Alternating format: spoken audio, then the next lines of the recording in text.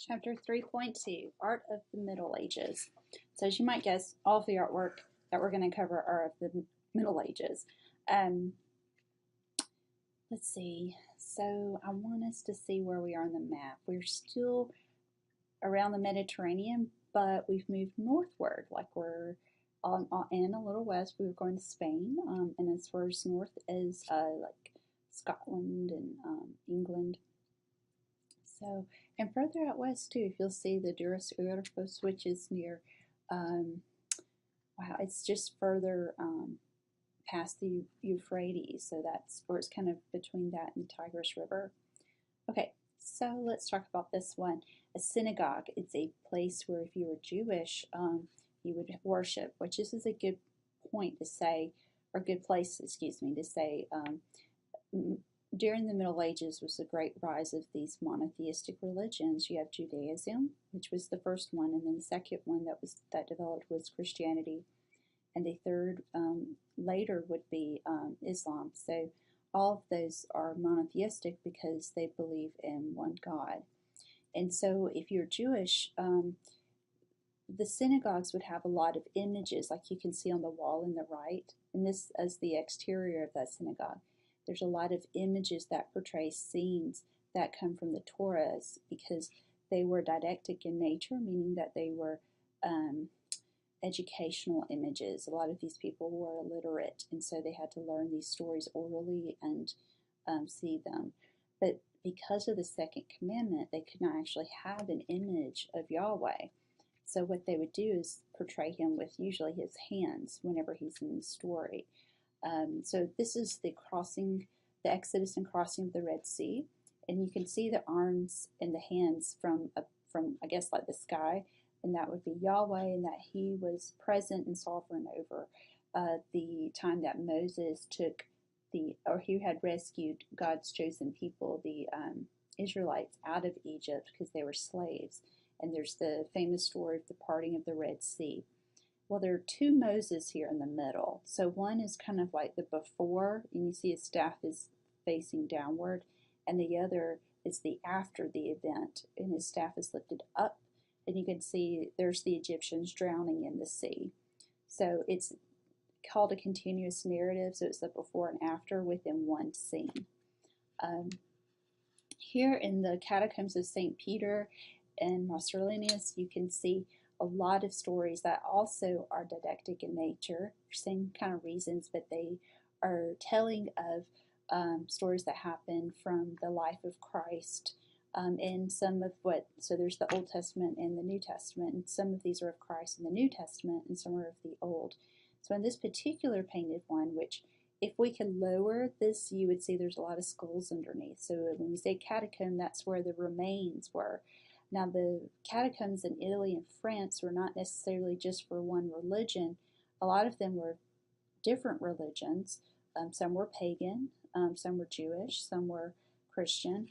But then I'm sure there were areas that were kind of allotted to certain religions, perhaps, or families. In this image, it shows Christ in the center with the sheep. This image is kind of similar to a different deity. I can't remember the name of that one, but that was Greek. So they would say that this might be syncretism, which is like the blending of different religions. But I think it's just imagery, not the actual like story behind it. And so there's around that center circle, you can see there's 4 semicircles, which are telling the story of Jonah and the 3 days that he spent in the well, or a big fish. We don't really know which it was, but anyway, I think most stories would say the big fish are kind of symbolic for the time that of the 3 days for Christ with his crucifixion, and then when he would rise on the 3rd day. So those are the images that you're seeing in this painted catacomb.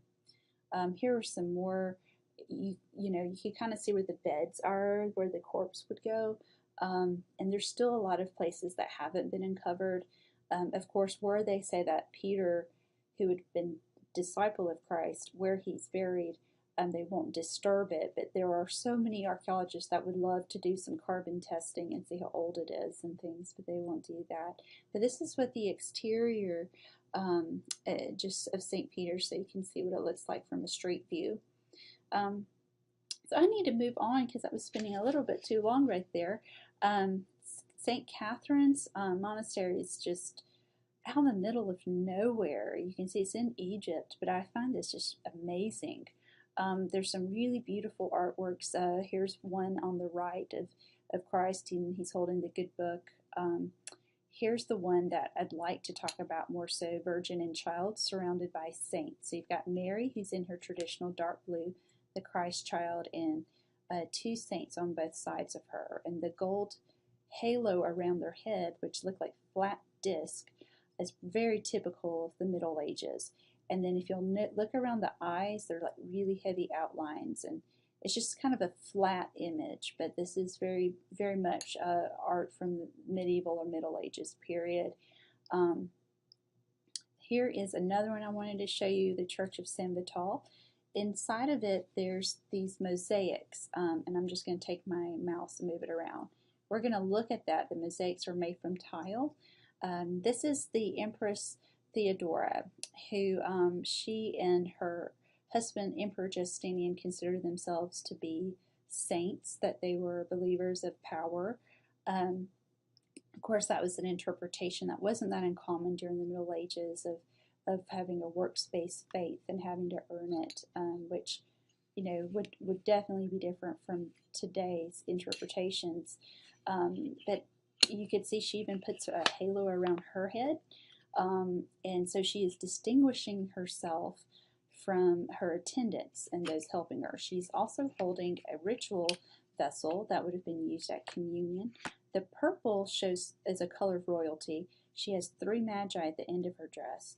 But I really want you to look at the detail on the right. So the colors are a little off, but notice even in not a painted work, but in tile work, we still have heavy outlines around the eyes, even outlined around her neck, and the gold color of the tile. So that's just like the previous artwork we saw, the Virgin and Child. You're still seeing the gold, the heavy outlines, and rather flat looking fabrics draped over a flat body. Pilgrimage in the Middle Ages was kind of what I was talking about before with the workspace. There was definitely some corruption in the church, and only the Pope or people of authority really could read it, and so commoners would have to depend on that teaching. And there was this idea that if you saved the remains of a holy person, in this case it would be like a saint due to their religion, but if we're talking like in Africa, it could be a reliquary, it could be a ancestor actually. They would save like maybe a part of their clothing or part of their actual body, and preserve it and then make it into a relic where people would take a pilgrimage to go see it because they believed it would bless them. And sometimes there was a fee to go see it and receive that blessing. But they were, regardless, they were the vessel that would hold those remains was just immaculate. Like had beautiful metals, semi-precious stones adorned it. It was just very, top artisan level. Like if you look at the ones I have here, you can see this is the one in your book, the Reliquary of St. Alexander, actually has his head inside of it.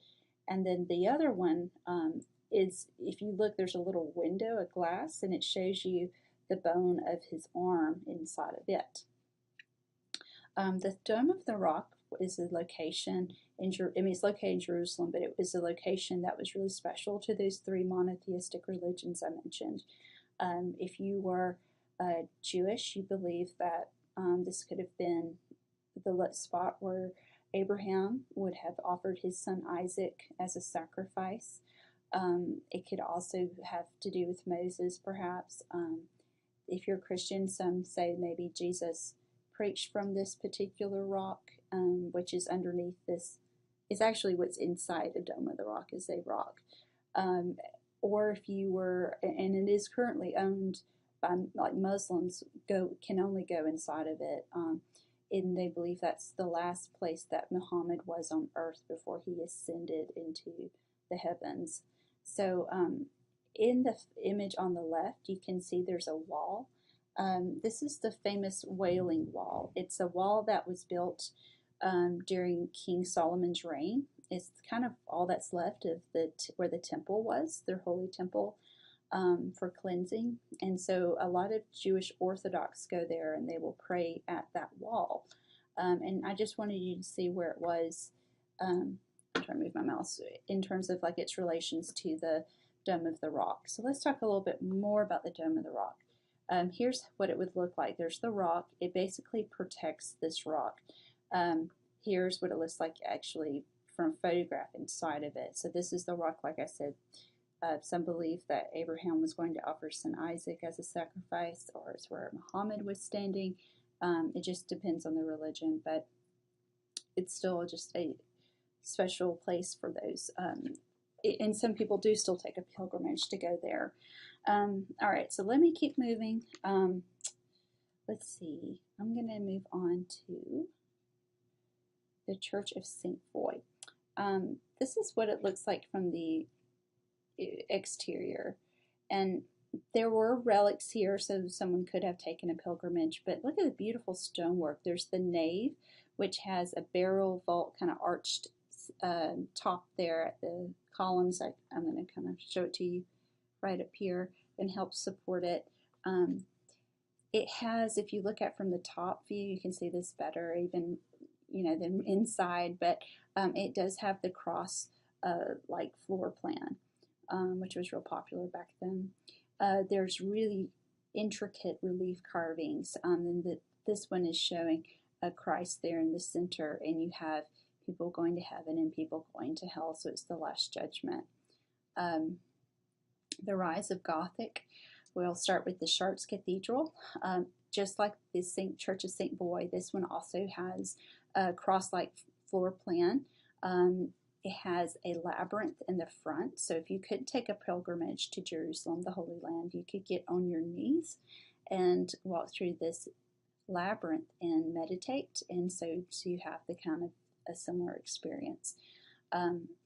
Because of the flying buttresses, which we've talked about already in chapter 2.5, but because those are supports and we have the ribbed vaults inside, there's beautiful stained glass windows on the exterior of it, which lets in a lot of beautiful ambient lighting.